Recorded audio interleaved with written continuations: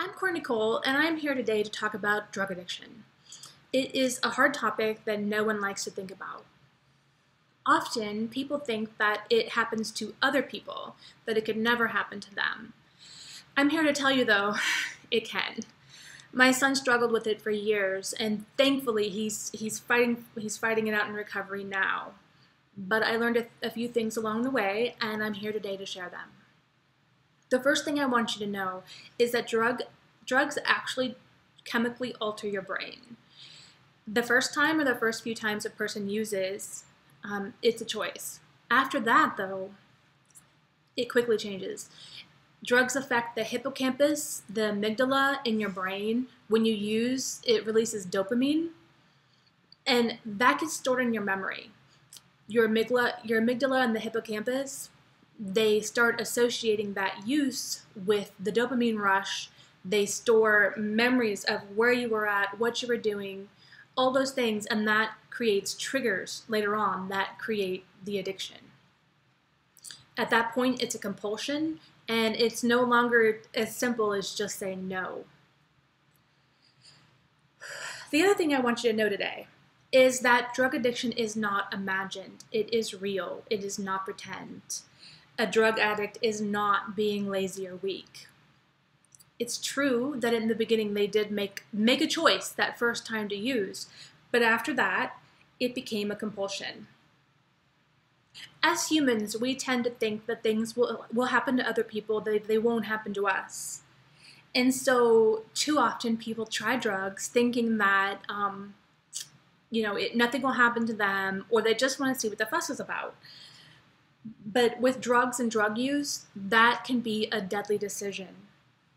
Because so often with the hard stuff, with cocaine, heroin, meth, it only takes one time for your body to then start craving it again. Over time, the amount of drugs needed to get that high that you had in the first place starts to increase. So because your body becomes tolerant. That's why, that's a big reason why so many overdoses happen, because you have to use more and more drugs. And let me tell you something, more than 115 people die every day in America because of drug overdoses. That is something that is terrifying. And I really feel with all my heart that is something that we all have to start paying attention to. In interviewing my son and taking an honest look at this, I'm really trying to show people how real and scary addiction actually can be. This isn't a problem that just affects other people. This could affect you, it could affect your loved ones, it could affect anyone around you. This is what addiction looks like. Hi, I'm Courtney Cole, and I'm here with my son Gunnar today. We are here to talk about addiction in a real and honest way. And to do so, we've asked my readers to send in questions, and we will attempt to answer them as best as we can. So, what's question one? Gunnar, how old were you when you first tried drugs, and how did it happen? I think like anywhere from 10 to 12 years old, and it was marijuana. How did you get it? My friend at the time had some, asked if I wanted to get stoned. I said yeah. Okay. How did you make the choice to try it even though you knew it was wrong? Just wanted to see what it was like. Okay. But, so you didn't think there would be any consequences? No, my buddy at the time said it's just weed. It's just weed. No big deal. But I mean, it was right, it was just weed, but I'm pretty sure it led up to a lot of other things. From there, you moved on to harder things. Why did you make the choice to do that? I mean, because the high from marijuana was pretty cool. So I was wondering what the high was like with other drugs. Alright. What does it feel like to be high? It feels like you're jumping into water, and the water's going around you. And at the same time, it's like you get up too quick and your head's all lightheaded. And that's a good feeling? Like? It was good for me, because at the same time. Oh, okay. No, I guess it feels like you're like you're climaxing during sex too, but. Gunnar? Do we have to restart? No, we're gonna be real and honest, so we'll leave it. Okay. What does it feel like to crash? All your joints hurt. Everything that can possibly hurt hurts, including your head. Like you have a massive headache, migraine. A migraine? Yeah, it's terrible. How long does that last? Well, Depends on how long you were high and how much drugs you did. Like, just For me, I'd usually come down for about a week. So for an entire week, you felt like crap? Yeah. Yeah, that's because I was using a lot. When did you know it was becoming a problem? When everybody that I used to know and all my friends that were straight edge didn't do anything. Like, I saw how their lives were going, and I looked at my life, and I'm like, this ain't right. This is terrible. But Okay. Looking back, do you see any early warning signs, maybe before you used for the first time? Do you see anything in your personality that would point towards the possibility that you'd be open to trying drugs? I'm one of those people that like to try everything at least once. So, yeah, that's probably something that happened like that. Okay.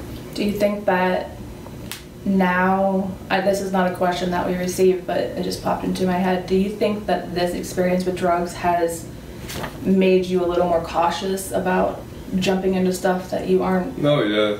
Yeah. I mean, I still want to live life to the fullest and stuff, but I'm damn sure gonna think twice about everything I do, because everything, well, some stuff could have a really long effect on what you do. So. What are the signs of hiding a drug addiction that parents should look for? When their kid alienates them, doesn't want to be around them anymore, avoids them, is never around, their friends completely change, their attitudes, how they are, just you'll know. What are some things that you did? I alienated my family, my friends all completely changed, my attitude, me as a person changed.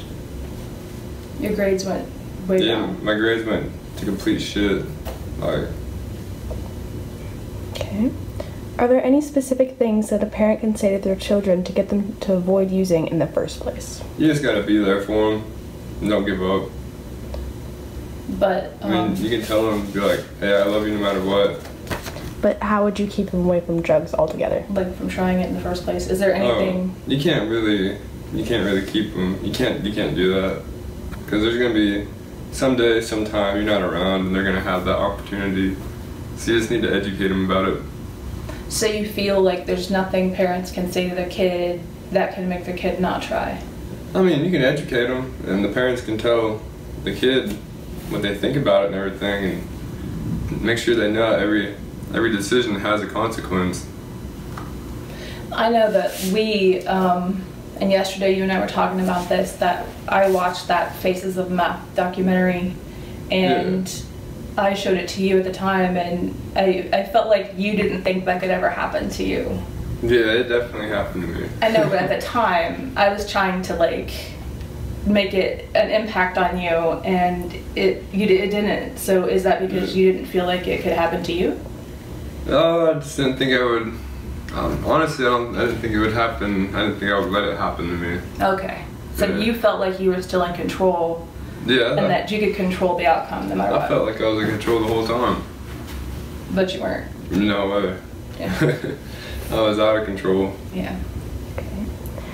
Do you think that at the point you were just drinking and smoking weed, if a friend or family member questioned these coping mechanisms, that it might have prevented you from trying the harder drugs? Well, if I was already smoking weed and drinking beer, I don't think it would have mattered. Really.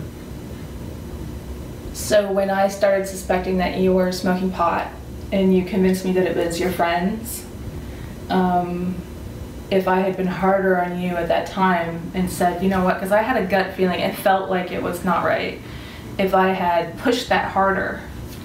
It probably would have made me want to do stuff more if you would have kept trying to be strict and more strict and strict. So there's nothing I could have done at that point. I mean, it just all depends. I mean, me as an individual, it would have made me want to do it more, but for other people, that might have made them stop. It's just, when it comes to addiction, it's all different, and everybody's different. You just gotta figure out how to help them, so it's all about being patient. So if one thing doesn't work, try another, basically. Yeah. Don't just dwell on the fact that something didn't work. Just keep trying new things. Okay. Do you blame the influence of the person who you got the drugs from, yourself, or both? Nah, me, because no matter who you are, you put yourself in the situation. Okay. How long did it take you for you to know you were addicted? Was there a lot of excuses and logic you told yourself to stay in denial? I think I honestly probably knew the second day after I did it. The hard stuff, not marijuana. Yeah, the hard stuff. Once I tasted and felt that hard stuff, it was over. The second day. Yeah, the second day. I knew right when I did it, actually. I'm like, this is not going to be the last time I do this. You knew in that moment. Yeah. And did that moment scare you, or you... It was like exciting, but scary at the same time. Because I knew right there, I'm like, this is going to be crazy. You know? But you knew it was going to be bad, or you didn't know that yet? Oh, I didn't know it was going to be as bad what it was, but I knew it was going to be intense. I didn't know what to expect. What advice would you give to teenagers who are wanting to experiment with drugs? I wouldn't do it. Wouldn't do it at all. I mean, if you want to lose all your teeth, you want to lose all the good qualities you have, go ahead and do it. But if you want to keep all the good qualities you have, even your teeth, don't do it. Next video, in segment 2 of what addiction looks like, we're going to examine the depths of the addiction. It's going to get kind of ugly, and that will be in the next segment. So stay tuned for that. And thank you so much for being here with me today and being willing to look at such a hard topic.